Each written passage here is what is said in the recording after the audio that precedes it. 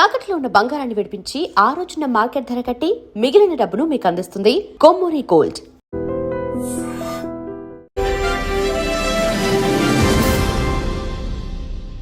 నేను సాక్షాత్తు the legend, the one and only Suryakantham garu కట్టిన ఇల్లు ఏదైతే ఉందో, అంటే ఆవిడున్న ఇంటి ముందున్నాను.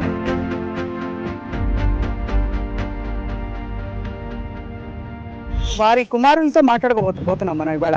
అనంత పద్మనాభమూర్తి గారు హోమియోపతి వైద్యులు.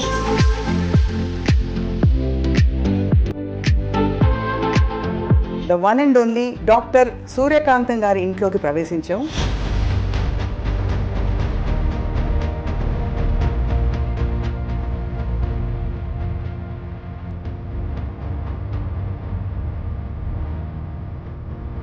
గయ్యాళితనం ఎంత గయ్యాళిగా ఉంటుందో నిరూపించడం ఆవిడకే సాధ్యమైంది. మీరు గయ్యాళిని చాలాసార్లు అన్నారు, అది నాకు నచ్చదు.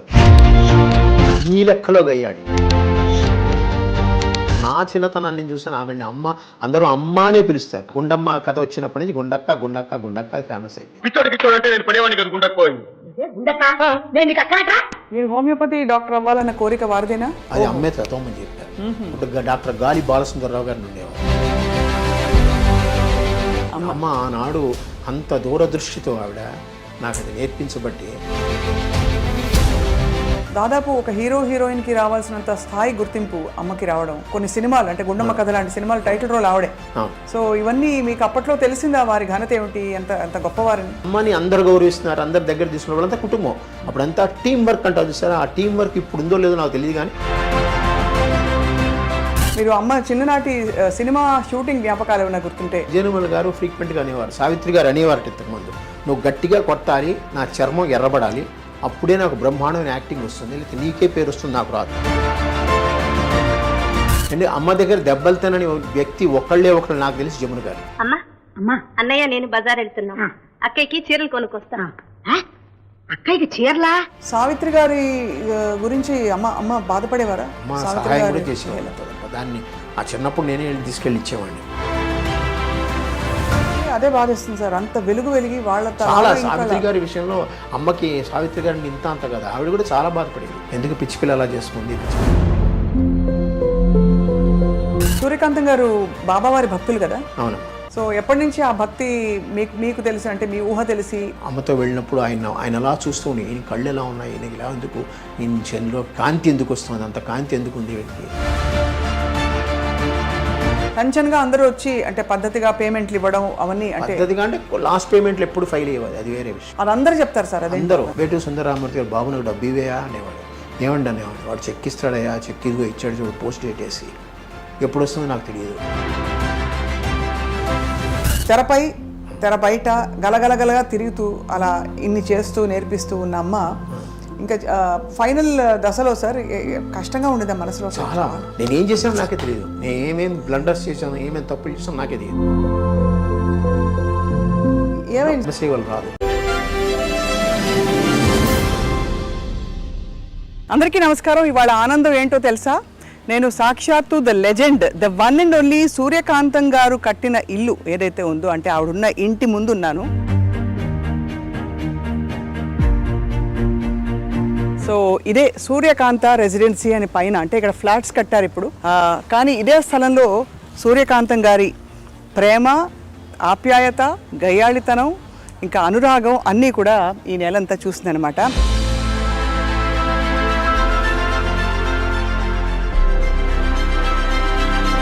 నిజానికి అటువంటి నటి నభూతో న భవిష్యత్. ఎందుకంటే 300 సినిమాలలో వేసిన పాత్రలన్నీ దాదాపు రెప్యుటేటివ్గా ఉన్నా కూడా ఎక్కడా బోర్ కొట్టించకుండా మెప్పించి, అలరించి, మైమరపించిన మహానటి నిజానికి సూర్యకాంతం గారే. సో వారి కుమారులతో మాట్లాడకపోతున్నాం మనం ఇవాళ. అనంత పద్మనాభమూర్తి గారు హోమియోపతి వైద్యులు. కానీ ఇంకొక విశేషం ఏంటంటే, సూర్యకాంతం గారికి గౌరవ డాక్టరేట్ ఇచ్చారు ఒక పాయింట్ తర్వాత. ఆ రోజుల్లో సినిమాకి వచ్చే ముందే, ఆ టైంలోనే మెట్రికులేషన్ వరకు చదువుకున్న తర్వాత she became doctor Suryakantham because of an honorary doctorate conferred upon her అనమాట. సో మరి సూర్యకాంతం గారి జీవిత విశేషాలు తెలుసుకుందామా? అయ్యో అయ్యో అయ్యో అనే ఆవిడ మరి జీవితంలో ఎంత హుందాగా, ఎంత ప్రేమగా ఉండేవారో తెలుసుకుందాం రండి.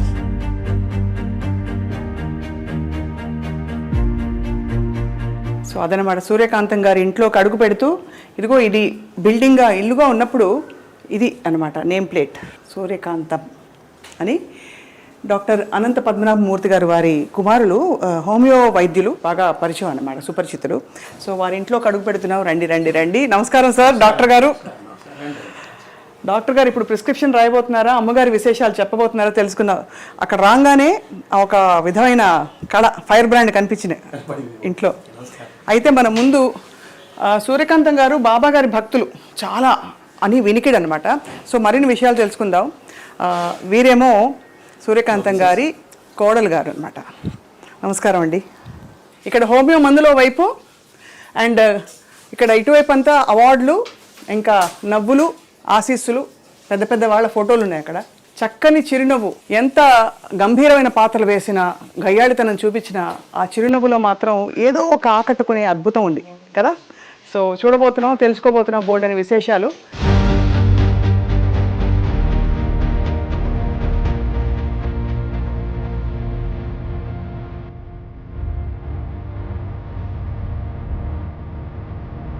అందరికీ మరోసారి సాదర నమస్కారాలు. అక్కడి నుంచి సంబరాలు మొదలైపోయాయి వీధి నుండి. మనం the one and only doctor Suryakantham గారి ఇంట్లోకి ప్రవేశించాం. వారి అబ్బాయి ఎవరంటే డాక్టర్ అనంత పద్మనాభమూర్తి గారు, హోమియోపతి వైద్యులు. సూర్యకాంతం గారి గురించి అసలు చెప్పక్కర్లేదు. ఎన్ని చెప్పినా ఎంత చెప్పినా మాటలు చాలవు, కానీ ఒక్కసారి ప్రయత్నిద్దాం. గయ్యాళితనం ఎంత గయ్యాళిగా ఉంటుందో నిరూపించడం ఆవిడకే సాధ్యమైంది.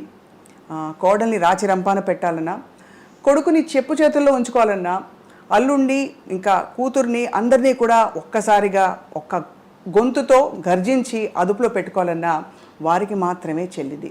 అలాగే 300 పాత్రల్లో నటించి ఆ 300 పాత్రలు దాదాపు దగ్గరగా ఉన్నా కూడా ఎక్కడ బోర్ కొట్టించకుండా నటించడం వారికే సాధ్యమైంది. And last but not the least, వారి పేరు ఆ తర్వాత ఎవరికి పెట్టకపోవడం కూడా వారికే సాధ్యమైంది. సో ఆంధ్రుల అభిమాన నటి సూర్యకాంతం గారి జీవిత విశేషాలు తెలుసుకుందామా వారి కుమార్ నుండి. నమస్కారం అండి. సార్, మీరు వృత్తిపరంగా హోమియోపతి వైద్యులు. సో ఏమనాలో అర్థం కావట్లేదు. మీరేమో పూర్తిగా మెడిసిన్, ఇక్కడేమో సినిమా ఇండస్ట్రీ, కానీ మీ మొహంలో మాత్రం సినిమా కళ కనిపిస్తుంది. అంటే మీకు ఎక్కడో అభిరుచులు అవన్నీ ఉన్నాయని అర్థంతో పాటు తిరిగామండి బాగాను సినిమా షూటింగ్లకి వాటికి. అందువల్ల అందరితో పరిచయాలు ఉన్నాయి. అందుకనే మొన్న మెడ్రాస్లో అంత ధైర్యంగా నేను చేయగలిగాను. పెద్ద వాళ్ళని పిలిచి అమ్మ పేరు మీద వచ్చారంటే మీరు ఆలోచించండి. ఆవిడకు ఉండే పేరు, ఆవిడ వల్ల తిరిగిన. ఇప్పుడు రాజశ్రీ గారు వచ్చారు సినిమా ఫీల్డ్లో, తర్వాత జయచిత్ర గారు వచ్చారు, తర్వాత వచ్చి విశ్వనాథరెడ్డి గారు వచ్చారు, నాగిరెడ్డి గారు అబ్బాయి ఆయన వచ్చాడు, ఆదిశేషయ్య గారు వచ్చారు. అట్లా చాలామందిని పిలిస్తే వెంటనే ఒప్పుకుని వచ్చారు. దానికి నిజంగా అమ్మే 90% అమ్మే. కానీ నిజంగా తెర మీద గయ్యాళి, కానీ ఆ గయ్యాళిని మనం ఏమీ అనలేము. అంత ప్రేమించబడే తత్వం వాళ్ళలో అలా ఉట్టిపడేది. ఒకటమ్మా, మా అమ్మ గురించి సినిమా స్టార్టింగ్లో ప్రేక్షకులుగా మీరందరూ తిట్టేవారు, కానీ సినిమా ఎండింగ్లో మీరందరూ మెచ్చుకునేవారు. ఆ సినిమాకి అక్కడే -+ జరిగిపోతుంది. పైగా మీరు గయ్యాళి అని చాలాసార్లు అన్నారు. అది నాకు నచ్చదు. మా అమ్మ గయ్యాళి కాదు. అవునా? మీ లెక్కలో గయ్యాళి. అవునా? మా లెక్కలో అనురాగ దేవత. మమ్మల్ని చక్కగా చూసుకుంది. నా భార్యను సొంత కూతురులా చూసుకునేది. ఇంట్లో తనే వండేది. మాకు వంట మనిషి ఉంది. ఏదైనా వంట మనిషి చేయాలి. పైపే మెరుగులే, తను చేసినా పైపే మెరుగులే. అంతే, లాస్ట్లో గరిటి పట్టడమే తప్పేటి చేయలేదు. మా అమ్మ కూర్చొని చేసేది. ఆవిడకి హాబీ అది. చేపల పెంపకము, కుక్కల పెంపకము, వంట. ఖాళీ ఉందంటే వంట చేసేది. పైగా వంట చేసి ఇతరులకు పెట్టాలనే ఉంది. ఆ ఇది ఉంది చూసారా, నాకు తెలిసి ఎవరికి లేదు. ఇప్పుడు ఎవరికైనా మనం బయట నుంచి కొనుక్కోవడమో లేదంటే ఎవరి చేత చేయించడమో అలా పెడతాం మనం. కానీ ఆవిడ తను చేసి పెట్టాలనే కోరికతో తను కూర్చొని చేసేది. ఏమేమి వంటకాలు చేసేవారు సార్? ఆవిడ ట్రెడిషనల్ వంటకాలే. పులిహార మెయిన్. జయలలిత గారికి కూడా చాలా ఇష్టం. చాలా వాళ్ళకి ఆదూర్ సుబ్బారావు గారు అనండి, ఎవరైనా సరే. అలాగే దద్దోజనం, అది కామను. తర్వాత ఉల్లిపాయ పులుసులు బాగా చేస్తుంది ఆవిడ. చిన్న ఉల్లిపాయలు వేస్తారు దాంతో. అది 4-5 రోజులు నిల్వ ఉంటుంది. అలాగే మనకి ఆనపకాయ అంటాను చూస్తారు. ఆనపకాయని పొడిచి ముక్కలు చేస్తుంది ఆవిడ. ఆ ముక్కలు చూడడానికి మీకు చేప ముక్కలా ఉంటాయి. పెద్ద ముక్కలు. పెద్ద ముక్కలు చేసి చేప ముక్కలా ఉంటాయి. అది ఆవిడే ఈ చేప ముక్క తినండి అంటుంది. అది ఫేమస్. ఇలాగ చాలా రకరకాలు ఈ చక్రబాణాలు అంటాను సార్. ఇవన్నీ ఆ పాతకాలంలో ఉండే పేర్లు ఇవన్నీ. అవే ఆవిడ చేసేది, అవే పెట్టేది అందరికీ. ఆవిడికి చివరి దశ వచ్చేటప్పటికి బయట నుంచి కూల్ డ్రింక్స్ కొంటామని చేసింది. కానీ మజ్జిగానే ఇంట్లో తయారు చేయాల్సింది గంగాళంతో. అంత చిన్నగా ఎంత గిన్నె ఉంటుందో గిన్నెలో తయారు చేసి పెట్టే. ఎవరు వచ్చినా మజ్జిగ ఇవ్వడం. పూర్తిగా అమ్మ మనసే అయితే. అంతే, అమ్మ మనసే.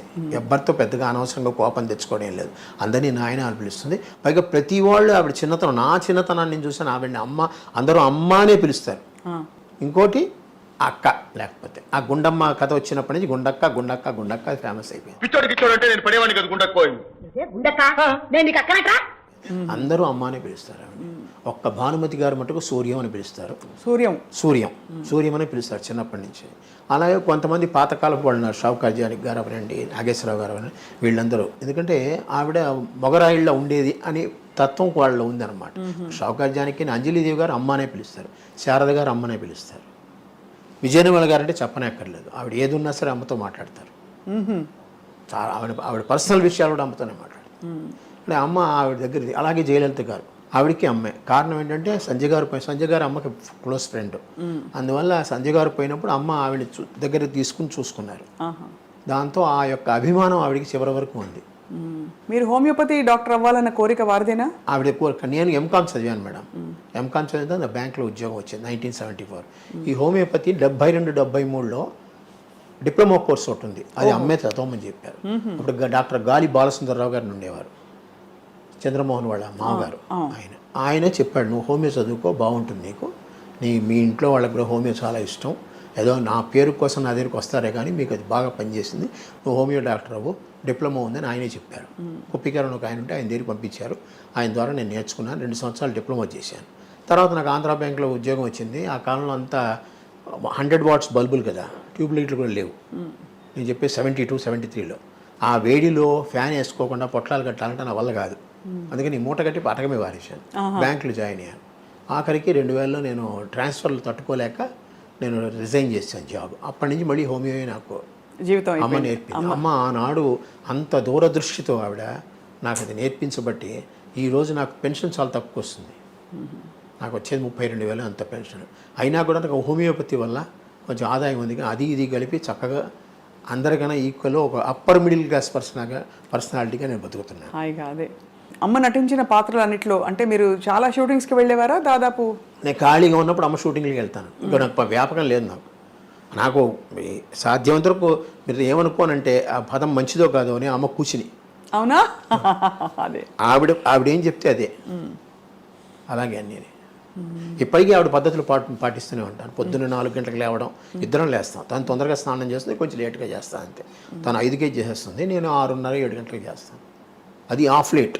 నా ఖాళీ అయిన పేపర్లు చదువుకుని లేస్తాను అనమాట. అట్లాగా ఆవిడ పద్ధతులు అన్నీ. భోజనం కూడా పొద్దున టిఫిన్ 8:30కి. అప్పుడు మేము సద్యాన్నం తినడమో, వేడన్నం పెట్టుకుని తినడమో, అన్నమే పొద్దున. టిఫిన్ లేవు ఆ కాలంలో, మాకు టిఫిన్లు లేవు. మా ఇళ్లలో టిఫిన్లు ఉండవు. ఈ బజ్జీలు, పూరీలు ఇలాంటివి, ఇడ్లీలు ఏమీ ఉండవు. కావాలంటే బయట తినడం ఏమైనా. ఆవిడ అమ్మ పక్కి బయట ఇష్టం లేదు, బయట తిండి ఏది పడదు. అందుకని అన్నీ ఆవిడే చేసుకుంటుంది, ఆవిడే తింటుంది, ఆవిడే పెడుతుంది. దాదాపు ఒక హీరోయిన్కి రావాల్సినంత స్థాయి గుర్తింపు అమ్మకి రావడం, అలాగే అమ్మగారి పేరు మీదే కొన్ని సినిమాలు అంటే గుండమ్మ కథ లాంటి సినిమాలు టైటిల్ రోల్ ఆవిడే. సో ఇవన్నీ మీకు అప్పట్లో తెలిసిందా వారి ఘనత ఏమిటి, అంత గొప్పవారిని? గొప్పవారని తెలుసు, ఎందుకంటే అందరూ గౌరవిస్తారు. అప్పుడు నాకు గుండమ్మ కథ టైంలో చాలా చిన్నపిల్లవాడిని నేను. అందుకని అమ్మని అందరు గౌరవిస్తున్నారు, అందరు దగ్గర తీసుకున్న వాళ్ళంతా కుటుంబం. అప్పుడంతా టీం వర్క్ అంటారు చూసారా, ఆ టీం వర్క్ ఇప్పుడు ఉందో లేదో నాకు తెలియదు, కానీ అప్పుడు విపరీతంగా ఉంది. అందరూ వాళ్ళ ఎల్లో ఏమైనా ఫంక్షన్లు పెడితే అందరూ అక్కడ కలవాలి. అందుకనే ఆనాడు మనకి దివిసీమ ట్రబుల్ వచ్చినప్పుడు అంతమంది యాక్టర్లు కలిసి వెళ్ళారు. అవును. మరి అంత టీం ఇప్పుడు దొరుకుతుందా? అందరూ ఎవరికి వారు ఎవరి క్యారవాన్లో వాళ్ళకు ఉన్నాయి. వీళ్ళందరూ చెట్ల కింద కూర్చొని, చెట్ల కింద తిని, చెట్ల కింద ఉండేవాళ్ళు. మేకప్ రూమ్ ఒకటి ఉంటుంది, వీళ్ళందరూ చెట్ల కింద కూర్చొని చెట్ల కిందే ఉండేవాళ్ళు. ఎవరి కుర్చీ వాళ్ళది, కానీ భోజనాలు మటుకు అందరివి.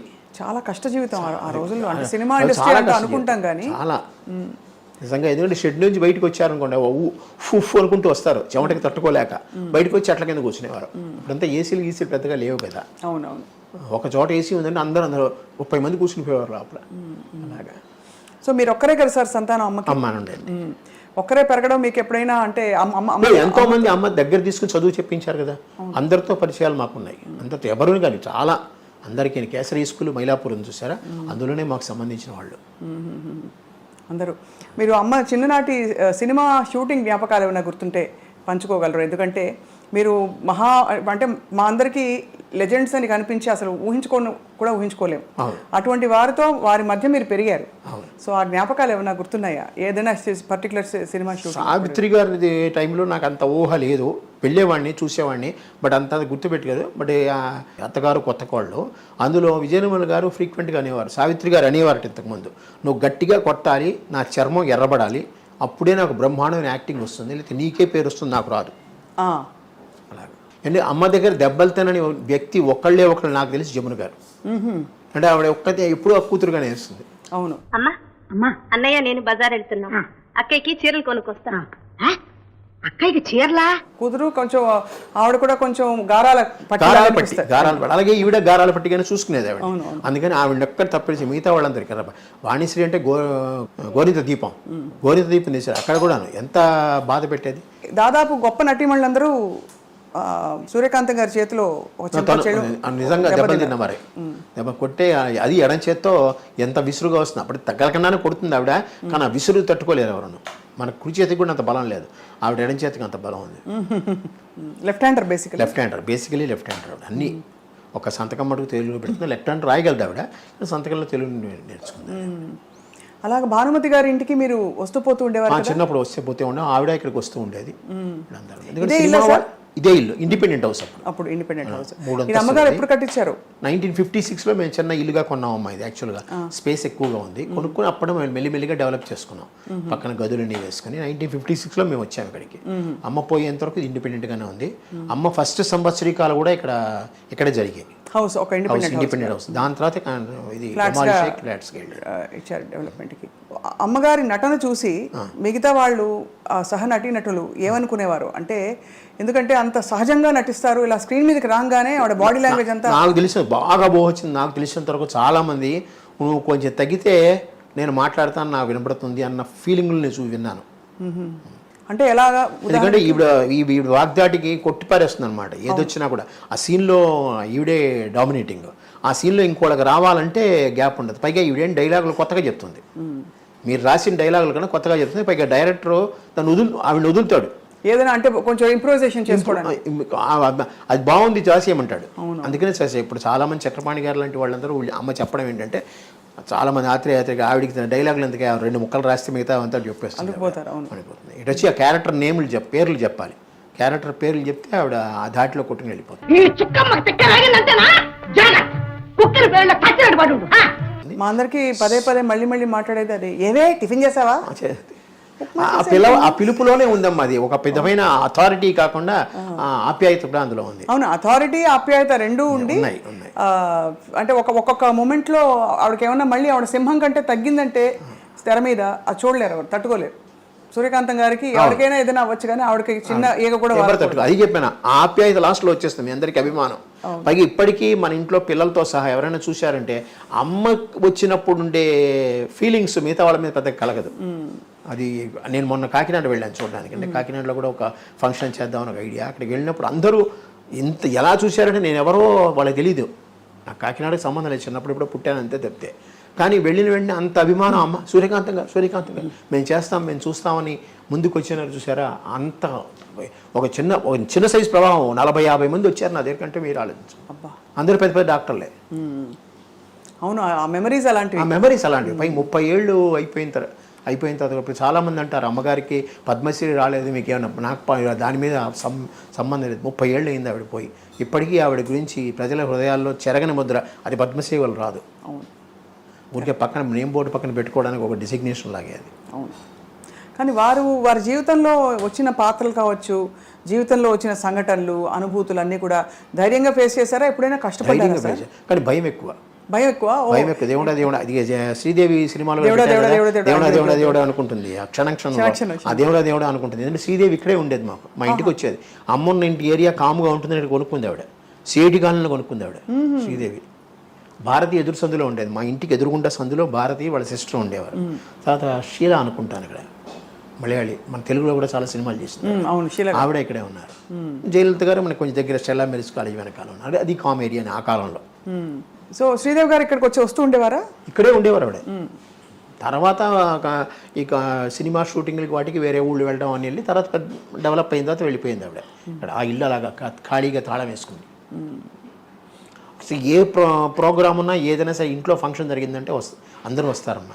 అలాగే మేము కూడా కొన్ని చోట్లకి వెళ్తాం ఖచ్చితంగా. ఛాయాదేవి గారు ఫ్రీక్వెంట్గా వస్తారు. రావడమే బయట నుంచే ఆ తలుపు తెరవక ముందే ఆవిడ గొంతు స్టార్ట్ అవుతుంది.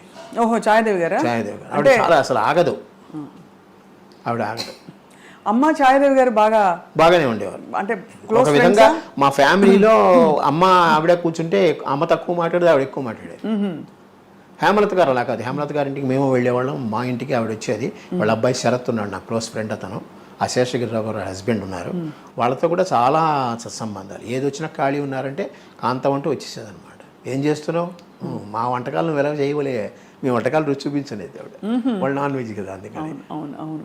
అయితే ఇంత నటనా ప్రపంచం చుట్టూ ఉండి కూడా మీరు ఎందుకో మరి యాక్టర్ అవ్వాలని అనుకోలేదని అసలు? మాకేంటంటే పైకి రావాలి. మాకు ఇంటి కింద డిప్యూటీ జనరల్ మేనేజర్ ఉండేవారమ్మా అద్దెకి, ఆంధ్ర బ్యాంకు. ఆయన పొద్దున్న 9 గంటలకు వెళ్ళేవారు కారులో, సాయంత్రం 7 గంటలకు వచ్చేవారు. చాలా టీవీగా ఉండేవారు, అంతా ఇదిగా ఉండేది. ఇంటికి ఎవరు వచ్చేవారు కాదు, ప్రశాంతంగా ఉండేవాడు. భార్యాభర్తలు వాళ్ళ ఇంట్లోనే నేను ఆడుకునేవాడిని, వాళ్ళు మా ఇంటికి వచ్చేవారు, కూర్చునేవారు. అది చూసినప్పటి నుంచి మా మదర్కి ఒకటి అనిపించేది, నువ్వు కూడా ఇలాగ ఆఫీస్ రావాలని. సో అది నా బుర్రలో పాతుకుపోయింది. దానివల్లే నేను బీకామ్ ఎంకామ్ చదివాను. ఎంకామ్ అయిన తర్వాత నేను బ్యాంక్లో 1974లో వచ్చేసాను. 76లో మాకు మ్యారేజ్ అయింది. మీకు 23 ఏళ్ళు, తనకి 16, 8 ఏళ్ళ తేడా. ఇంటర్నేషనల్ ఉమెన్స్ డే మార్చి 8. ఈ రోజు అది ఇంటర్నేషనల్ ఉమెన్స్ డే అయింది. అప్పుడు మా మ్యారేజ్ ఇక్కడ మెడ్రాస్లోనే. సో అయితే మరి జీవితం అంటే మామూలుగా అమ్మలు అన్నీ చెప్తారు కదా, ఇలా ఉండాలి నాన్న, ఇలా ఉండాలి, ఇలా చేయాలి. అమ్మ అలా చెప్పించేవారా జీవితంలో లైట్గా హ్యాపీగా? లేదు, చాలా స్ట్రిక్ట్ మనిషి. చదువు టైంలో చదవాలి, బయటకు వచ్చే టైంలో బయటికి రావాలి. మరి షూటింగ్స్కి వెళ్ళిపోతే మరి ఎవరు చూసేవారు? రాత్రి ఆవిడ 12 గంటలకు పడుకో, నేను 12 గంటలకు పడుకో. ఆవిడ 4 లేస్తుంది, నేను 4 లేస్తాను. వస్తే అదేమిటో అదేది పూర్వజన్మలో మాకు ఆ కలయిక ఉందేమో, అలాగే ఉంటుందన్నమాట. ఆవిడ ఏకసంతగ్రాహి. చిన్నప్పుడు నేను అలాగే బట్టి పట్టేయడం ఎక్కువ సాధ్యమంతరకు. చిన్న కాలంలో ఆ కాలంలో బట్టి పట్టేయడమే కదా, వాళ్ళు నోట్స్ ఇచ్చేవారు, మేము బట్టి పట్టేసేవాళ్ళం. నాకు కేసరీ స్కూల్. ఇప్పుడు నేను కేసరీ స్కూల్ చదివినందువల్ల అటు తమిళం పూర్తిగా రాలేదు, ఇటు తెలుగు పూర్తిగా రాలేదు, ఇటు ఇంగ్లీష్ పూర్తిగా రాలేదు. మొత్తం తెలుగు మీడియమే నేను. ఓహో, డిగ్రీ వరకు నాకు తెలుగు మీడియమే. బట్ ఇంకే தமிழ் பேச தெரியும் இல்லையா? நல்லா பேச தெரியும், ஓரளவுக்கு படிக்க தெரியும். ஓரளவுக்கு. ஆனால் எவனா யாராவது எழுதுனா படிக்க தெரியாது. ஆமாம், நீங்கள் தான் எழுதிண்டா? நான் எழுத மாட்டேன், but printed matter I can read. ఫాస్ట్గా పడిక తెలియమా? సో సుమారా కూటి పడికను. బాగుంది. అయితే మీ చక్క అయితే ఇక్కడ ఉండే వాళ్ళకి అంటే తెలుగు తమిళ ప్రొఫెషన్కి తమిళ్ కావాలి కదా. కావాలి. నాకు హిందీ రాదు, హిందీ అస్సలు రాదు. అందుకనే మా పిల్లలిద్దరికి బాగా హిందీ నేర్పించాను. వాళ్ళ కేంద్రీయ విద్యాలయాలు జాయిన్ అయ్యారు. సో కేంద్రీయ విద్యాలయాల్లో హిందీ బాగా నేర్చుకున్నారు. హిందీ మీ హైదరాబాద్ వాళ్ళకి మీకు వస్తుంది, బట్ మీ హిందీ కన్నా మా వాళ్ళ హిందీ బాగుంటుంది. మీది ఉర్దూ మిక్స్డ్ ఉంటుంది, మా వాళ్ళది రియల్ మీకు హిందీ చాలా బాగుంటుంది. నాకు హిందీ రాదు. కారణం ఏంటంటే 68-69లో హిందీ ఒళిగే అనేవారు కదా ఇక్కడ, దాంతో నాకు పోయింది. పరీక్షా పేపర్ కూడా 5 ప్రశ్నలు అలా చూసి రాస్తే పాస్. అలాగే మేము పాస్ అయ్యాం. సూర్యకాంతం గారు బాబావారి భక్తులు కదా? అవునమ్మా. సో ఎప్పటి నుంచి ఆ భక్తి మీకు తెలిసి, అంటే మీ ఊహ తెలిసి? నాకు తెలిసిన 12-14 ఏట వేసుకోండి. 50, 65, 66 నా డిగ్రీ కాదు, నా ఎస్ఎల్సి వచ్చే టైంకి అమ్మతో వెళ్ళినప్పుడు ఆయన అలా చూస్తూ ఉండి, ఈయన కళ్ళు ఎలా ఉన్నాయి, ఈయనకి ఎలా ఎందుకు, ఈయన చెన్లో కాంతి ఎందుకు వస్తుంది, అంత కాంతి ఎందుకు ఉంది వీడికి, ఈయన మాటల్లో చూస్తే ఇంతమంది ఆ కూసుకుపోయిన గదిలో కూర్చునేవారు. అట్లాగా కలిసారా ఎప్పుడైనా? స్వామి దర్శనం ఇచ్చారు కదా. అంజలిదేవి గారు కూడా చాలా భక్తురాలు. చాలా. అంజలిదేవి గారు, జానకి గారు, ఈవెన్ జమున గారు కూడా బాబా భక్తులే. వీళ్ళందరూ కలిసే వెళ్తారు. నాకు కేవీ కృష్ణకుమారి గారు ఉన్నారు, డాక్టర్ కేవీ కృష్ణకుమారి. ఆవిడ సాలిడ్. కానీ ఏమన్నా అమ్మకి మీకు తెలిసిన స్పిరిచువల్ ఎక్స్పీరియన్సెస్ ఏమైనా అయ్యాయండి? అంటే ఆవిడ ఏదో కష్టం వస్తే ఆవిడ తలుచుకుంటుంది అంతే. ఆ తలుచుకున్నందువల్ల కొన్ని ప్రాబ్లమ్స్ టక్ సాల్వ్ అయిపోయేవి. ఒకటే అమ్మ చిన్నప్పుడు ఏమనేది, సత్సంకల్పం బాగుంటే ఇవన్నీ సక్సెస్ అవుతాయిరా, మినిమం కోరికలు ఏమున్నా సక్సెస్ అయిపోతాయి. అట్లాగే ఆవిడకి ఏంది, అట్లాగే నాకు చిన్నవి. ఏదైనా బాబా మీద భారం వేస్తే సరిగ్గా అయిపోతుంది. తెలుగు భాష మా తెలుగువారి సొత్తు సూర్యకాంతం గారు అంటే. కానీ ఇతర భాషల్లో వారికి అంటే ఏమన్నా ఎక్కువగా అవకాశాలు రావడం? తమిళంలో ఒక 5 సినిమాలు చేశారమ్మా, హిందీలో 1-2 చేశారంతే. కానీ అమ్మ తెలుగుని దాటి వెళ్ళలేదు. తమిళ యాక్టర్స్ చాలామంది అమ్మకి దగ్గర. పండరీబాయ్ గారు ఫ్రెండ్ అమ్మకి, తర్వాత మనోరమ గారు వీడు బాగా ఫ్రెండ్. శివాజీ గణేషన్ ఆ కాలంలో ఏంటంటే వాహిని స్టూడియో అంతా షెడ్లు ప్రసాద ఏవిఎం స్టూడియో. దీని ఏవిఎం స్టూడియోకి వెళ్ళాం అనుకోండి 4-5 షెడ్లు పక్కనే ఉంటాయి. ఒక దాంట్లో తెలుగు సినిమా అవుతుంది, ఒక దాంట్లో తమిళ సినిమా షూటింగ్ అవుతుంది. ఈ షూటింగ్ వల్ల ఏంటంటే దగ్గర ఉంటాం, మేము ఖాళీగా ఉంటాం కదా, అందువల్ల ఇందులోంచి అమ్మ షార్టింగ్లో ఉండే నేను అందులోకి వెళ్ళేవాడిని. నగేష్ నాకు బాగా నేనంటే ఇష్టం, రాజుబాబు గారికి నగేష్కి నేనంటే ఇష్టం. నగేష్ ఎప్పుడైతే జబ్బట్టుకు పోయేవాడు, జబ్బట్టుకు తీసుకుపోయాడు, వాడానంతే వా పొలం అనేవాడు. వాడు కొడుకు పేరు ఆనంద్, అందుకని అనంతాన్ని పట్టుకుపోయేవాడు అనమాట. పట్టుకుపోయి అందరినీ పరిచయం చేసేవాడు, అదంతా ఉంది. అలాగే అందువల్ల శివాజీ గణేషన్ అంటేనే ఎంజీఆర్ అన్న ఇష్టం నాకు, వాళ్ళ సినిమాలు బాగా చూస్తాను. అందువల్ల వాళ్ళతో కొంచెం పరిచయం కలిగింది నాకు. ఎప్పుడైనా వస్తే పలానా వాళ్ళ అబ్బాయి అని చెప్తే ఎన్నప్పటికీ ఎన్నో పంటని అనిపేవాడు అనమాట, అల్లాపడి అనేవాడు. అట్లాగా కొంచెం అమ్మ వల్ల నాకు చాలా మందితో పరిచయాలు బాగా వచ్చాయి. సో అలా స్ట్రిక్ట్గా ఉండే అమ్మ స్ట్రిక్ట్గా ఉంటుంది. అమ్మ చదువుకోవాలి, మనం చదువుకుని హోంవర్క్లు అన్నీ చేసామంటే ఎంతో మంచిది. ఆ రిపోర్ట్ చూసినా చాలా సంతోషిస్తుంది. ఆ రోజు పెద్ద తీసుకెళ్ళి వుడ్లాండ్స్ హోటల్లో పార్టీ ఇస్తుంది. ఓహో, ఆవిడ పెద్దగా తింది ఏదండి కాంజీవరం ఇడ్లీ, అలా ఇంకా 2-3 ఉన్నాయి, అలాంటివే తింటుంది. అయినా మాకు పార్టీ ఇచ్చేది. ఎవరైనా ఫ్రెండ్స్ని పిలిచి మా ఫ్రెండ్స్ని కూడా తీసుకెళ్ళి, అంటే ఇంట్లోనే చేస్తే ఎందుకని బయట తీసుకెళ్ళి చేద్దామని చేసేది. మాకు వెళ్ళే 2 హోటల్స్ అమ్మ వెళ్ళేది ఏంటంటే వుడ్లాండ్స్, దాశప్రకాష్, 2 మంచి శాకాహార భోజనం మంచి ఫేమస్. అవి విశాలంగా ఉంటుంది, కంజెస్టెడ్గా ఉండదు. అందువల్ల ఫుడ్ కూడా బాగుంటుంది.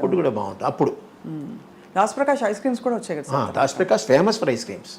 సో అలా మరి అంటే ఒకవైపు ట్రెడిషనల్గా తెలుగింట ఉండే పద్ధతులు పాటింపులని ఉంటూ, ఇంకోవైపు సినిమా గ్లామర్, సినిమా ప్రపంచం, అందరూ అగ్రతారలు, ఇక్కడ పెద్ద పెద్ద కార్లు, పార్టీలు ఇవన్నీ ఉంటాయి కదా. అమ్మ మరి ఎలా బ్యాలెన్స్ చేసేవారు రెండింటిని? అక్కడ కాల్ షీట్ మాకు మా అసిస్టెంట్లు లేరు మా ఇంట్లో. మాకు పేరుకి మేనేజర్ ఉంటారు, ఆయన అకౌంట్స్ రాయడం మనకే. కాల్ షీట్లోనూ డైరీలోనూ అమ్మ ఎవరిని తీసుకోదు, తనే రాసుకుంటుంది. నేను పెద్దవాడిని, ఆ డైరీలన్నీ నేను రాసేవాడిని. ఎవరో అని, మీరు పలానా ప్రొడ్యూసరు, పలానా డైరెక్టరు, పలానా ప్రొడక్షన్ నెంబర్ను పేర్లు కొంతమంది పెట్టేవారు. Production number sir Radhakrishna, producer Radhakrishna గారు, అట్లాగే అన్నీ అనమాట. టెన్షన్గా అందరూ వచ్చి అంటే పద్ధతిగా పేమెంట్లు ఇవ్వడం అవన్నీ, అంటే పద్ధతిగా అంటే లాస్ట్ పేమెంట్లు ఎప్పుడు ఫెయిల్ అయ్యేది, అది వేరే విషయం. అది అందరూ చెప్తారు సార్, అది అందరూ. అది ఎందుకంటే అంటే అంత పెద్ద దిగ్గజాలకు కూడా ఇంతేనా అనిపిస్తుంది. కానీ ఒకటండి, అది అప్పుడు అమ్మకి తెలియదు, నాకు పెద్ద తెలియదు. బ్యాంకులో జాయిన్ అయిన తర్వాత నాకు విషయం తెలిసింది ఏంటంటే, ఇప్పుడు వెంకటేశ్వర సుందరరామూర్తి గారు ఉన్నారు, చిన్న ఎగ్జాంపుల్ చెప్తున్నాను. ఆయన ఏంటంటే సిసి గారు ఉన్నారు, నాకు చాలా క్లోజ్ పడలేదు.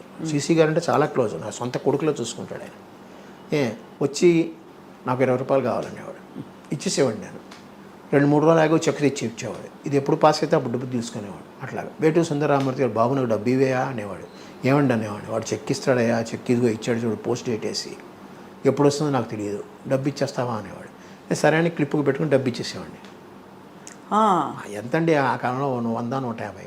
పైగా నా జీతం నాకు అలాగే ఉంచేవారు. నా జీతం తీసుకునేవారు కదా ఆవిడ నా జీతం ముట్టుకోవాలని చెప్పి నేను ₹1 నోట్లు, ₹2 నోట్లు, ₹5 నోట్లు, ₹10 నోట్లు కొత్తగా తీసుకెళ్ళేవాడిని నా జీతాన్ని. అలా చూసి దాంట్లో కావాల్సిన ఒక కట్ట తీసుకుని దానికి తగ్గట్టు మీద ఓ ₹50, ₹100 వేసి నాకు డబ్బులు ఇచ్చేసేది. సో ఈ డబ్బులు నాకు ఉండేవి. నాకు అక్కడ ఏం పెద్ద అన్నీ ఇంట్లోనే ఉంటాయి కదా నాకు. దానివల్ల ఇది ఎవరికైనా ఇచ్చినా నాకు తెలిసిపోతుంది. ఆ చెక్కు వాళ్ళు టీటీ వస్తుంది, టెలిగ్రాఫిక్ ట్రాన్స్ఫర్ అంటారు. ఆ టీటీ వచ్చిన వెంటనే అకౌంట్ క్రియేట్ అవుతుంది, వీళ్ళ చెక్కులు పాస్ చేసేవాడిని. ఫస్టే వీళ్ళది అయిపోయేది అనమాట. అలాగే శ్రీలక్ష్మి గారు, ఆవిడది అంతే. ఈయన తర్వాత శ్రీధరు, సంగీత, వీళ్ళంతా చాలామంది, ఒకళ్ళు చెప్పలేము, చాలామంది వాళ్ళు చెక్కులు. పెద్ద అమౌంట్లు అయితే మనం ఏం చేయలేము, చిన్న అమౌంట్లు అయితే పర్లేదు, మన లిమిట్లో మనం ఎంతవరకు ఉందో అంతవరకు చేసేసేవాళ్ళు. పైగా వీళ్ళందరూ కొంచెం ఆప్యాయంగా మాట్లాడతారు. అదే వాళ్ళకి ఇచ్చేవాడు కానీ నాకు ఇవి అంటే లేదండి, అలా బ్యాంక్ వాళ్ళు ఒప్పుకోరని తప్పించుకునేవాడిని. వాళ్ళకి ఏదో ఎప్పుడో ఒకసారి సాయం కింద నా చేతిలో జేబులో ఉంటే ₹100 ఇచ్చారంటే ₹200 ఇచ్చాను, అంతకని లేదండి అని తప్పించు. దానివల్ల 2-3 నా మీద అరిచారు కూడా, నువ్వు వాళ్ళకంటే ఇస్తావు, వీళ్ళకంటే ఇస్తామని. అలా కూడా ఉన్నాయి. కానీ వీళ్ళందరూ నన్ను ఆప్యాయంగా, అభిమానంగా పిలిచేవారు, వచ్చేవారు, ఆశీర్వదించేవారు. అందరు పెద్దవాళ్ళు కదా. అవునవును. బయట సోఫాలో కూర్చొని మాట్లాడుకునే వాళ్ళం అయిపోతే వాళ్ళకి ఏంటంటే రిలాక్సేషన్. ఒక కొత్త వ్యక్తితో కొత్త అభిమానంగా చిన్న కుర్రాడితో మాట్లాడుతున్నాను. రాజేశ్వరరావు గారు, సాలూరు రాజేశ్వరరావు గారు, వీళ్ళందరూ అలాగే. అమ్మగారు నాన్నగారు ఎలా ఉండేవారు అంటే, అమ్మగారు ఒక పెద్ద నటి. సో నాన్నగారు ఆయన ఎలా చూసేవారు? అడ్వకేట్. ఆయన ముందు గుంటూరులో పబ్లిక్ ప్రాసిక్యూటర్గా ఉండేవారు. తర్వాత మెడ్రాస్ వచ్చేసి అడ్వకేట్, మామూలుగా అడ్వకేట్గానే ఉన్నారు. బాగా చూసేవారు. ఆయన ఫీల్డ్ అయిందండి. ఆయన లాకి సంబంధించింది, వాటికి టైంకి సంబంధించి ఆయనది. అమ్మ ఫీల్డ్ అమ్మది. మామూలుగా ఈ భోజనం పెట్టడం కానీ ఇతరత్ర కానీ అన్నీ బాగానే ఉండేవి. ఎక్కడ ఆయన ఫుల్ ఫ్రీడమ్ అమ్మకి ఇచ్చాడు, అమ్మ ఆయనకి ఫుల్ ఫ్రీడమ్ ఇచ్చింది. ఇద్దరికి కామన్ ఏరియా అంటే నాటకాలు, పాటలు. ఓ పాటలు పాడానా పాడేవారా పాటలు సూర్యకాంత్ అమ్మ గారు? పాడేవారు కాదు, పాటలు వినేవాళ్ళం. పైగా ఈ 80లోనో 82లోనో ఇది వచ్చింది, 78 వీసీఆర్లు వీసీపీలు వచ్చాయి క్యాసెట్లు. అవును, అవును. అక్కడి నుంచి ఇక సినిమాలు చూడడం బాగానే ఇంట్లో మొదలెట్టాం. వారి సినిమాలు వారు వేసుకుని చూసేవారు, బెస్ట్ చూసేవారు, చూసి ఏమనుకునేవారు? బాగునేది అప్పుడు ఆ కాలంలో. ఇలా చేసామన్నమాట, ఇలా చేసామని అనుకునేవారు. అందరం కలిసి కూర్చొని చూసుకునేవాళ్ళు. ఒకే రూమ్లో మాకు ఏసీ ఉండేది, అక్కడే పెట్టుకుని అక్కడే చూసుకుని చేసేవాళ్ళు. ఎంత గొప్ప ఖాళీ స్మృతులు. ఉంటే అందరు కలిసి తినాలమ్మా, అందరు కలిసి ఉండాలి. అది. ఈవెన్ ఆదివారం ఆ సినిమా డైలాగులు విన్నా కూడా మేము అందరు చుట్టూ కూర్చునే వెళ్ళేవాళ్ళం. మధ్యలో రేడియో ఉండేది, ఆ రేడియోలో వినేవాళ్ళం. సంక్షిప్త శబ్ద చిత్రం అనేవారు కదా, అది ఆ సినిమా అలాగే వినేవాళ్ళం. చూసేవాళ్ళం కాదు, వినేవాళ్ళం. ఆకాశవాణితో చాలా అనుబంధం ఉంది కదా? ఉంది అనుబంధం. అంటే నాటకాలు వేశారా? రేడియో నాటకాలు, రేడియో నాటకాలు కొన్ని వేశారు, స్పీచ్లు కొన్ని ఇచ్చారమ్మ. దాని బతికాను నేను. కొన్ని దొరికాయి, నా పుస్తకంలో కూడా రాశాను నేను, కొన్ని దొరకలేదు మాకు. మనకి ఆడియో రికార్డింగ్స్ ఉన్నాయా సార్? లేదు, అసలు ఆ ఒక్కటే ఉంది, ఆడియో కాదు, వీడియోనే ఉంది. ఆకాశవాణి వాళ్ళు చేశారు, ఏం చేశారు, విజయ్ దుర్గ్ గారు పంపించారు. ఆ కాఫీ కప్పు పెట్టేసి వెళ్తుంది, ఇదే మంచం, ఇదే మంచం మీద, ఇదే మంచం మీద. అప్పుడు మా ఫ్రంట్ రూమ్లో ఉండేదన్నమాట. ఆ అమ్మాయి ఏమో ఇలా బోర్లా పడుకుని పుస్తకం చదువుతూ కూర్చుంది, కాలు పైకి ఎత్తి పెడుతుంది ఇలాగా. అప్పుడు కాఫీ కప్పు తెచ్చి దాన్ని పెట్టేసి, అత్తగారిని అంటారు, చూడు కాఫీ ఇచ్చాను, కాఫీ కూడా ఇవ్వలేదా అంటారు అని చెప్పి దాన్ని పెట్టేసి చచ్చిపోతుంది. ఆ పిల్లల్ని తీయండి, వెళ్ళిపోతుంది. సో మంచి చమత్కారి అమ్మ చమత్కారి కదా, చాలా బాగుంది. కానీ ఇంత మంచి అమ్మ తెర బయట గలగలగలగా తిరుగుతూ అలా ఇన్ని చేస్తూ నేర్పిస్తూ ఉన్న అమ్మ ఇంకా ఫైనల్ దశలో సార్ కష్టంగా ఉండేదా మనసులో? చాలా. నేను ఏం చేశానో నాకే తెలియదు, నేను ఏమేమి బ్లండర్స్ చేశాను, ఏమేమి తప్పులు చేశాను నాకే తెలియదు. అట్లా ఒక సంవత్సరం పాటు పిచ్చి పట్టిన బండిలో తిరిగేవాడిని. పాపం ఏమైంది సార్? యాక్చువల్లీ ఏం లేదు, కారు విరగడం ఒకటి, అమ్మపోవడం ఒకటి, ఇవన్నీ అయ్యేటికి కొంచెం. ఈ ముళ్ళపూడి రమణ గారు పాపం వచ్చేవారు, పదరప ఇంటికి ఆయనే వచ్చేవారు. పాపం ఆయన మొదటి నుంచి బాపు గారి దగ్గరికి ఆయన ఎప్పుడైనా వచ్చేవారు, కానీ బాపు గారి దగ్గర నేనే వెళ్ళేవాడిని. కానీ ముళ్ళపూడి వెంకటరమణ గారు అప్పుడప్పుడు వచ్చి పలకరించి, ఏమిటి ఎందుకు ఇలా ఉన్నావు అలా ఇలా అనేవారు. నేను బ్యాంక్ వెళ్తున్నాను అన్నాడు, సంతోషించేవాడు, పోనీ రొటీన్లో పడ్డాడు కదా అని. తర్వాత మళ్ళీ బ్యాంక్ మానేసానంటే కొంచెం కంగారు పడ్డాడు, ఏం చేస్తావు నువ్వు బ్యాంక్ మానేసావు అని అడిగాడు. మనకు ఉండే జీతాలే కదా ఎలా ఇలా అంటే, లేదండి హోమియోపతిలో ఏం వస్తుంది అట్లా ఇట్లా. తర్వాత నేను కొంచెం పాపులర్ అయ్యేటోడికి కొంచెం ఆయన సంతోషించాడు. ఇలాంటి అమ్మని కోల్పోవడం చాలా ఏమో, మాలాంటి అమ్మ ఇంకెవరికి ఉండదు. ఒక యాంగిల్లో అంత పేరు ప్రఖ్యాతులు నిజంగా నేషనల్ వైడ్ తెలుగు వాళ్ళు ఎక్కడెక్కడ ఉన్నారో అక్కడంతా అంత పేరు ప్రఖ్యాతులతో ఆవిడ ఉండి, ఆవిడకి ఉత్తరాలు వస్తూనే ఉంటాయి, వాటికి సమాధానాలు నేను రాసేవాడిని, నేనే రాసేవాడిని. అమ్మ చెప్పేది ఏమనొచ్చాయి ఉత్తరాలు అభిమానం గురించి రాసేవాడు. దాంట్లో ఇదయ్యారు ఇలాగ ఫోటో పంపించాడంటే నేనే ఆ ఉత్తరం ఇది చేసి మామూలుగా పంపించేవాడిని అంతా. అట్లాగా కొన్నాళ్ళు అయ్యి ఆవిడ రాసుకోలేని పరిస్థితి వచ్చేటప్పటికి ఆవిడ డైరీలో నేను రాసేవాడిని, ఎవరెవరు అడుగుతున్నారు, ఎవరెవరు ఇచ్చారు, ఎవరు చెక్ ఇచ్చారు అంతా అనమాట. అలాగా చాలా చక్కగా ఆవిడ లైఫ్లో పొద్దున్నీ సాయంత్రం ఆవిడ లేకపోయేటోడికి ఏమీ లేదు. తర్వాత బ్యాంక్లో పడ్డా కూడా ఇంటికి వచ్చేవాడికి వెళితే ఆ అమ్మాని పిలుచుకుంటూనే ఉండమే. అందుకనే దీన్ని పిలవడం కూడా, అమ్మ ఏ పేర్లు పెట్టి పిలిచేందో అందరినీ, ఇంటి ఇల్లాలా అట్లాగా కొన్ని పేర్లు పెట్టి దీన్ని పిలిచేవాడిని. సినిమాలో ఉండే రకరకాల పేర్లు, రంగమ్మ, గంగమ్మ అని అమ్మకి ఏమేమి పేర్లు ఉన్నాయో ఆ పేర్లని పెట్టి దీన్ని పిలిచేవాడిని. ఇంటి ఇల్లాలు ఎక్కడ ఉన్నాయంటే పాపం వచ్చేది పాపం. అట్లాగా కొన్నాళ్ళు ఆ విధంగా గడిచిపోయింది. అంత కొంచెం కొంతకాలం ఉండాల్సింది సార్ అమ్మ, ఉంటే బాగుండేదండి. నాకు ఇంకో ఆ విషయంలో వెళ్ళిపోయారు అంత తొందరగా. ఆవిడ కిడ్నీకి ఫెయిల్యూర్ అయింది, డయాబెటిక్. అమ్మకి ఏంటంటే ఎక్కువ నెయ్యి అలవాటు, ఫ్రైడ్ అన్నీ, ఉడకేసినవి ఏది ఇష్టం లేదు ఆవిడకి. అన్నీ ఫ్రైగా ఉండాలి, స్పైసీగా ఉండాలి, నెయ్యి ఎక్కువ అలవాటు. దీంట్లో కొంచెం డయాబెటిక్ వచ్చింది, కంట్రోల్ చేసుకోలేదు. ఒకే కాఫీ తాగుతుంది రోజుకి, ఆ కాఫీలో పందారు వేసుకుని తాగుతుంది. అలాగా ఏది కంట్రోల్ చేసుకునేది. అన్నం బాగానే తినేది, తనకు ఎంతవరకు కావాలో అంతవరకు తినేది. అలాగా డయాబెటీస్ వచ్చి డయాలసిస్లోకి వెళ్ళిన తర్వాత కొంచెం కష్టమైంది. మీరు అడిగిన దానికి జయలలిత గారు అమ్మ పోయినప్పుడు దీంట్లో వచ్చారు, వచ్చి అమ్మ శవపేటిక మీద ఇది వేసి మాట్లాడి ఒకటే అన్నారు, నన్ను అనంత్ అని పిలుస్తుంది ఆవిడ. అనంత్, నాకెందుకు చెప్పలే ముందు నువ్వు, నాకు చెప్పుంటే దీనికన్నా బెటర్ ట్రీట్మెంట్ నేను ఇప్పించేదాన్ని కదా. ఆవిడప్పుడు చీఫ్ మినిస్టర్, ప్రోగ్రామ్స్ క్యాన్సిల్ చేసుకుని వచ్చింది ఆవిడ. అమ్మ పోవడం ఒక మాట, ఆవిడ అన్నమాట 2-3 నెలలు నాకు తిరగబట్టింది. నిజంగా ఆవిడకి ఇచ్చుంటే మరి చీఫ్ మినిస్టర్ హోదాలో కూడా ఏది హాస్పిటల్లో చేయించేదే కదా. ఇవన్నీ నేను చాలా కాలం మర్చిపోలేకపోయాను. నిజంగా ఆవిడ అన్న దాంట్లో మోర్ దెన్ 100% రైట్. నిజంగా ముందే ఆవిడకి చెప్పుంటే ఆవిడ ఇంకో విధంగా మనం తీసేది కదా. పైగా తెలిసిన వాళ్ళం మేము, ఆవిడకి బాగా క్లోజ్ అయిన వాళ్ళం. ప్రపంచం అంతా తెలిసిన వారు, పెద్ద పెద్ద వాళ్ళు ఉన్నారు, కానీ ఆ టైంకి అది ఎవరికి స్ఫురించలేదు కాబట్టి. కానీ అవస్థపడలేదు కదా సార్ ఎక్కడ? చాలా ఎక్కడ అవస్థపడలేదు. లాస్ట్ ఎందుకు సెప్టెంబర్ ఇది చూపించబోయే, ఇదిగోండి అమ్మకి డాక్టరేట్ ఇచ్చారు, చూడండి ఒకసారి. అక్కడ ఇక్కడ కూడా చూసుకో, 27/7/1994 అప్పుడు ఇచ్చారు. 4 నెలల తర్వాత అమ్మ పోయారు. అంతవరకు అమ్మ తిరిగారు, తిరుపతి వెళ్ళి తీసుకున్నారు, పద్మావతి విశ్వవిద్యాలయంలో అక్కడ వెళ్ళి తీసుకున్నారు డాక్టరేట్. అప్పుడు బాగున్నారు, కారులో వెళ్ళి వచ్చాం కదా మేము. సో తర్వాత ఏమైంది? తర్వాత స్లోలీ డయాలసిస్ వచ్చిందమ్మా. యాక్చువల్గా అక్టోబర్లోనే ఎప్పుడు డయాలసిస్కి వెళ్ళామన్నమాట, వారానికి 2 ఏదో వచ్చింది. తర్వాత అక్కడ బాగాలేదన్నట్టుగా మేము హాస్పిటల్ మార్చమని చెప్పారు అమ్మ. నువ్వు హాస్పిటల్కి వెళ్దాం, నువ్వు తీసుకున్నావు కదా, నీకు బాగుపడింది.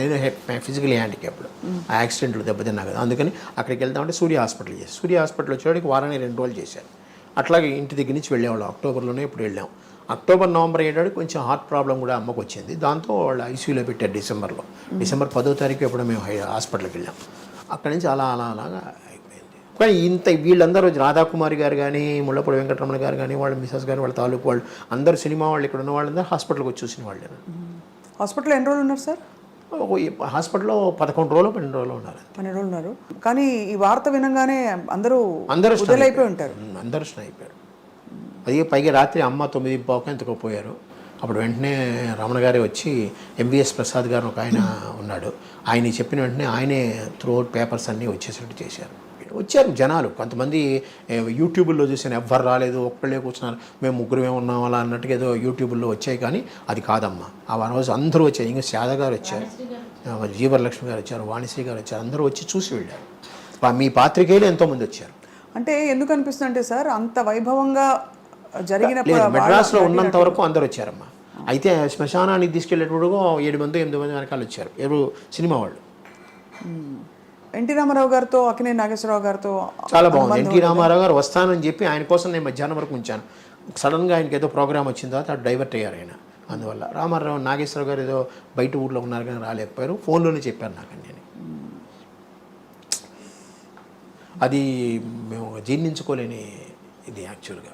అలాగే చివరి వరకు చెప్పారు కదా, 4 నెలల ముందు ఆవిడ డాక్టరేట్ కోసం మేమందరం తిరుపతికి కారులో వెళ్ళామంటే మీరే ఆలోచించండి. మరి మీరు స్టేజ్ ఎక్కాలి కదా, కింద తీసుకోకూడదు. స్టేజ్ కూడా మెల్లిగా పట్టుకుని ఎక్కి అక్కడ కూర్చొని తీసుకుంది ఆవిడ. టైం అలాగా. ఎంత వయసు సార్ అమ్మకి అప్పుడు? అప్పటికి 70 ఏళ్ళు అవుతాయమ్మా. 70 ఏళ్ళు మరి ఎంత? 24 అక్టోబర్లో పుట్టారు. కనీసం ఇంకో 15 ఏళ్ళు, ఇంకో ఈజీగా 10 ఏళ్ళు ఉండేది ఆవిడ. ఆవిడకుండే ఆ క్యాలిబర్కి ఇది దీనికి ఆవిడ ఉండేది. ఎందుకంటే విల్ పవర్ ఎక్కువ వీళ్ళందరికీ. సావిత్రి గారి గురించి అమ్మ బాధపడేవారా అప్పట్లో? అంటే అమ్మ సహాయం కూడా చేసేవాళ్ళు. దాన్ని ఆ చిన్నప్పుడు నేనే వెళ్ళి తీసుకెళ్ళి ఇచ్చేవాడిని చాలా వరకు. ఎందుకంటే అందరూ సహాయం చేశారు, అమ్మ కూడా తన వరకు తను సహాయం చేసేది. సావిత్రి గారు కదా సార్? సావిత్రి అవి చెప్పకూడదు ఇప్పుడు జనరల్గా అసలు. అదే బాధేస్తుంది సార్, అంత వెలిగి వాళ్ళ చాలా. సావిత్రి గారి విషయంలో అమ్మకి సావిత్రి గారిని అంత కదా, ఆవిడ కూడా చాలా బాధపడేది. ఎందుకు పిచ్చి పిల్ల అలా చేసుకుంది, పిచ్చి పిల్ల అలా ఇలాగే ఉంటుంది, పిచ్చి పిల్ల అలా చేసుకుంది. పొదుపు గురించి ఏం నేర్పించారు సార్ అమ్మ? ఆవిడే పొదుపు, జనరల్గా ఆవిడే చాలా వరకు పొదుపు. చీరలు, నగలు అవి అనవసరంగా కొందు, మంచిగా కొనుక్కుంటుంది, అనవసరంగా కొందు. ఆవిడ నగలు కొనుక్కుంది తన కోసం కాదు, ముందు ఒకసారి నగలు కొని పెట్టేసుకుంది అంటే అవే పర్మనెంట్, దానికి మార్చేది ఏమి ఉండదు. సినిమాల్లో షూటింగ్లో కూడా అవే చీరలు అవే. ఏమైనా 1 or 2 మటుకి ఆ షైనీగా ఉండాలంటే వాళ్ళు చీరలు ఇచ్చేవారేమో. అంటే సినిమా షూటింగ్లకి వాళ్ళు ఇస్తారు కదా, వాళ్ళు ఇస్తారంటే షైనీగా ఉండాలంటే. లేకపోతే జనరల్గా బొట్టు పెట్టినప్పుడు అదేంటి మంచి మనసుల్లో పంచదార వేస్తుంది సరే, ఆ టైంలో అంత అమ్మసేరే అంతే. నాకు గాజులు ఎప్పుడు తీదు అంతే. అంటే ఈ విధవ ఇది బొట్టు లేకుండా ఉంటుంది, అలాంటప్పుడు తీసి దాచేదేమో కానీ ఏమీ లేదు. అప్పటికీ ఆ గాజులు ఏమైనా ఉంటే నా జేబులో పెట్టి జేబుకు పిన్నేసేది, పైగా ఇక్కడ జేబులు కుట్టించేది మాకు చిన్నప్పుడే. అదేదో టికెట్ ప్యాకెట్ అని అంటారు, మాకు పెద్ద జేబులే కుట్టించేది. ఏమైనా ఉంటే దాంట్లో వేసేది. నేను అక్కడే ఉంటాను కదా, అందుకని. అవును, కాపలా అంటే మీకు మీ దగ్గర ఉంటే భద్రంగా ఉంటాయి. నేను ఒక చోట కూర్చుంటే ఎక్కడికి వెళ్ళను కదా, ఇటో అటో వెళ్తాను. కానీ పైగా అందరూ అమ్మకి తెలిసిన వాళ్ళు, ఈవెన్ లైట్ బాయ్స్ చిన్నవాళ్ళు అందరూ అమ్మకి తెలిసిన వాళ్ళే, అమ్మ దగ్గర తిన్నవాళ్ళే. అందుకని ఎవ్వరు ఏమీ చేయరు. ఆవిడే కొన్ని డబ్బులు వచ్చింది అనుకోండి, ఎప్పుడైనా ఎవరైనా క్యాష్ ఇస్తారు, కొంతమంది క్యాష్ ఇస్తారుగా, ఆ క్యాష్ పట్టుకుని నల్లి చిన్నస్వామి చెట్టి ఉన్నాడు కదా, నల్లి సిల్క్స్, అక్కడికి వెళ్ళి మామూలు ఆర్డినరీ చీరలు ఉంటాయి చూసారా, అవి దొంతర కొనేసేది. 6, 8, 10 డబ్బులు పెట్టి పక్కనే టీవీ జ్యువెలరీ ఉండేది టీనగర్లో పనగల పార్క్ ఎదురుగుండా.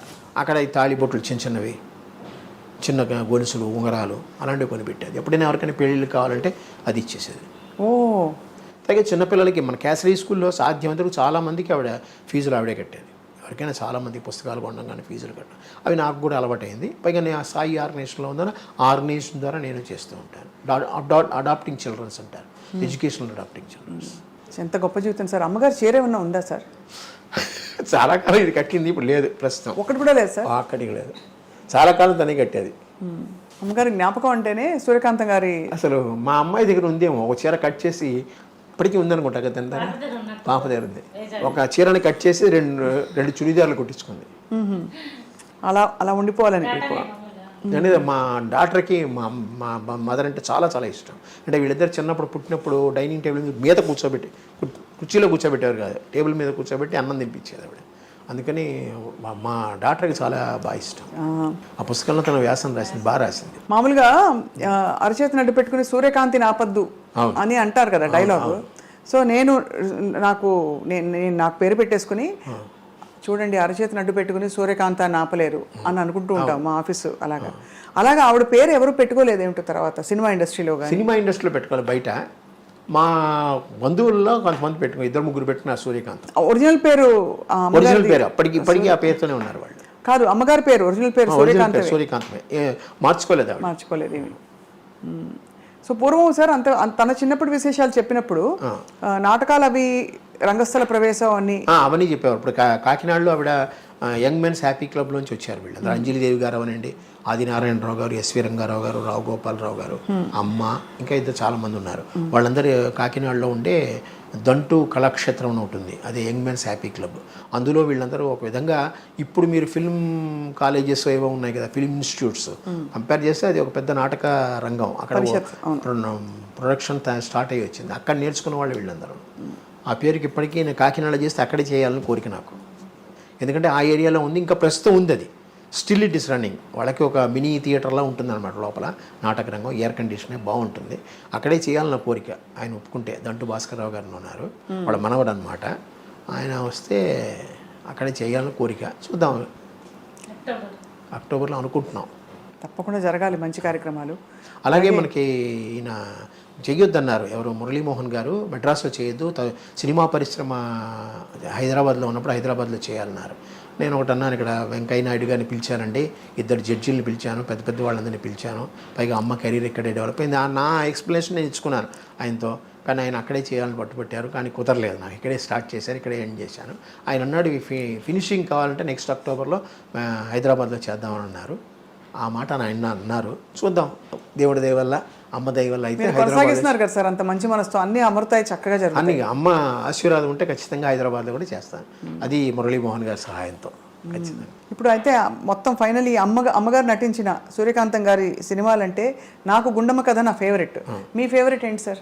మా ఫేవరెట్ ఏంటి, అన్ని ఫేవరెట్లేనమ్మా. దానికి అమ్మది యాక్ట్, నాకు శ్రీమంతుడు నాకు నచ్చింది. ఎందుకంటే చాలా ఎక్కువ శ్రీమంతుడు, ఆత్మీయులు ఈ రెండు. ఎందుకంటే ఎక్కువ సేపు నేను ఆ సినిమాలకు వెళ్ళాను నేను. తర్వాత మూగ మనసులు ఒకటి, ఈవెన్ అవుట్డోర్ కూడా వెళ్ళాను గోదావరి దీంట్లో. అందువల్ల కొన్ని డైలాగ్ అలా గుర్తుండిపోతాయి అన్నట్టు. ఇవి మహంకాళి ఆత్మీయుల్లో ఓ డైలాగ్ చెప్పరా సార్? శ్రీమంతుల్లోనూ ఆవిడంతే. డైలాగులు గుర్తులేవు, అప్పుడు మర్చిపోయాను పూర్తిగా. 73 ఏళ్ళు అమ్మ నాది వయసు, మర్చిపోతున్నా చాలా వరకు. పేర్లే మర్చిపోయాను నేను, ఆయనతో మాట్లాడుతూ పేర్లు మర్చిపోయాను. అయితే ఆత్మీయుల్లో బాగుంది. ఆవిడ లాస్ట్లో శ్రీమంతుల్లో పిచ్చెక్కిపోతుంది ఆవిడ. నిజంగా ఆవిడకి ఈ కాలంలో అయితే మేము డెమెన్షియా వచ్చేస్తుంది అంటాం మేము ఖచ్చితంగా. ఆవిడ కాసులు పోసేసుకునేది, డబ్బులు అలా పోసుకుని పిచ్చి పట్టేసేది. ఆవిడని అరెస్ట్ చేసి తీసుకెళ్ళిపోతారు అనమాట. మరి ఎవరు చేస్తారు? అది actually it is a male character. పంతం బట్టి ఆ రాధాకృష్ణ గారు నువ్వే చేయాలన్నట్టుగా కూర్చున్నారు. డైరెక్టర్లకు అంత నమ్మకం సూర్యకాంతం గారు. మరోవైపు ఎస్వి రంగారావు గారు, ఒక ఆయన అంటే సినిమా హీరో హీరోయిన్ కాని వాళ్ళు. అంటే మీకు నమ్మకం ఉందో లేదో కానీ వీళ్ళందరూకి పునర్జన్మ లేదని నా ఉద్దేశం. కారణ జన్మలు సినీ ఫీల్డ్లో, ముఖ్యంగా మన తెలుగు సినీ ఫీల్డ్లో కొంతమంది హాస్య నటులు కూడా ఉన్నారు. వాళ్ళందరూ కారణ జన్మలు, వాళ్ళకి ఈక్వల్ ఎవరు రారు. కానీ మనకే బాగున్నారు నిజంగా. యాక్టర్లు అందరూ కృష్ణుడిగా వేస్తే ఈయన, తాగుబోతుగా వేస్తే ప్రేమ దీనికి ఆయన అట్లా ప్రతి ఒక్కటి కృష్ణ గారు ఉండండి, శోభన్ బాబు గారు ఉండండి, వాళ్ళకి ఈక్వల్ ఎక్కడే లేరు. మన మద్రాసులో తమిళనాడులో తీసుకుంటే శివాజీ గణేశన్, ఎంజీఆర్ తప్ప ఇంకెవరు లేరు కదా. అవును. రజనీకాంత్, కమలాసన్, దాని తర్వాత ఇంకెవరున్నారు మీరు చెప్పండి? ఎంతమంది వస్తున్నారు, రాలేదు కాదు. మనకి మటుకు ఆ క్యారెక్టర్ యాక్టర్స్ అలా వచ్చేసారు అనమాట. అవును, చాలామంది. కానీ సూర్యకాంతం గారి పాత్రని భర్తీ చేసేవాళ్ళు రాలేదు. అటువంటి గొప్ప పాత్రలు అంటే మనకి అంత సహజంగా కనిపించే పాత్రలు లేరు. ఇప్పుడు అత్తగారు కొంచెం డామినేటింగ్ అత్తగారు చూపించినా కూడా ఆవిడ చాలా అంటే చాలా యంగ్గా, చాలా మోడర్న్గా అలా చూపిస్తున్నారు తప్ప అమ్మతనం కనిపించట్లేదు. లేదు, క్రూయల్టీ ఎక్కువ చూపిస్తున్నారు, విలనిజం ఎక్కువ. అది ఆ హాస్యం, కొంచెం మైల్డ్ విలని అన్ని కలగలిసిన పాత్ర ఎవరంటే ఒక సూర్యకాంతం గారికే చెల్లింది. అన్ని టక్కన ఆవిడకి ఏంటంటే ఒక సినిమా షూటింగ్లో పిలిచారంటే ఆటోమేటిక్గా కుడి చేయి ఇక్కడికి వెళ్ళిపోతుంది. ఆ ఉత్తరం రాసిన సినిమా లెఫ్ట్ చేయి ఇలా లేచిందంటే అంతే వాడు.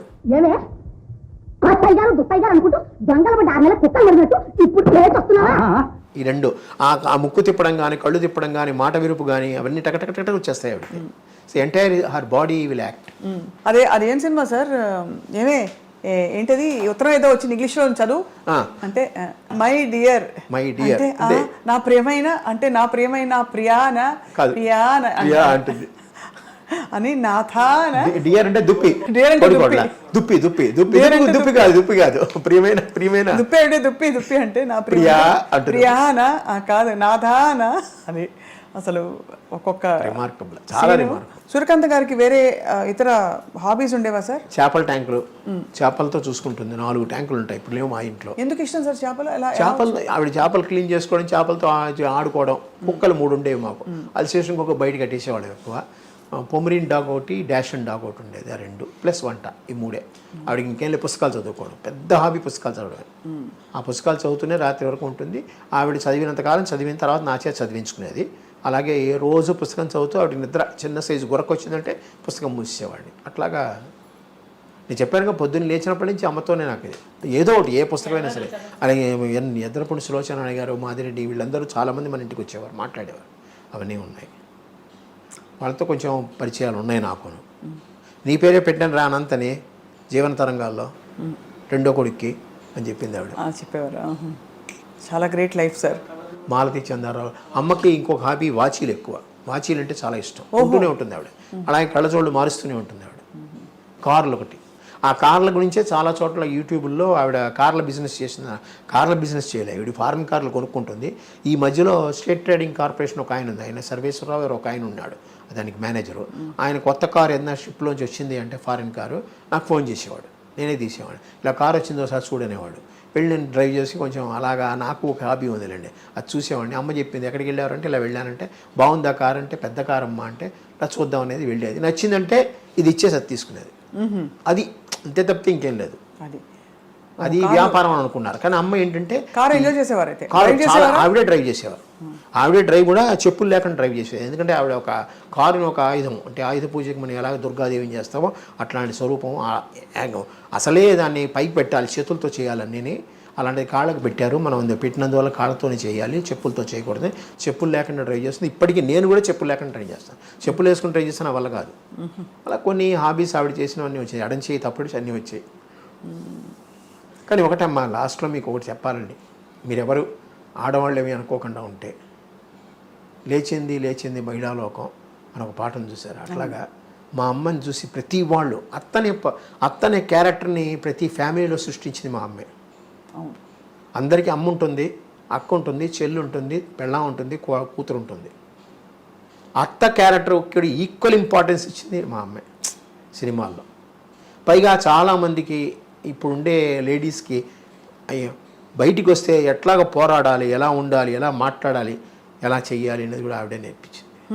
సినిమాల్లో ఆవిడ చేసిన క్యారెక్టర్ల వల్లే కదా మీరు చాలామందికి డాష్గా ఉండేవారు. అవునవును, చాలా డాషింగ్ రావడానికి కూడా కారణం ఆవిడే నా ఉద్దేశం. అవునవును, ఖచ్చితంగా సార్.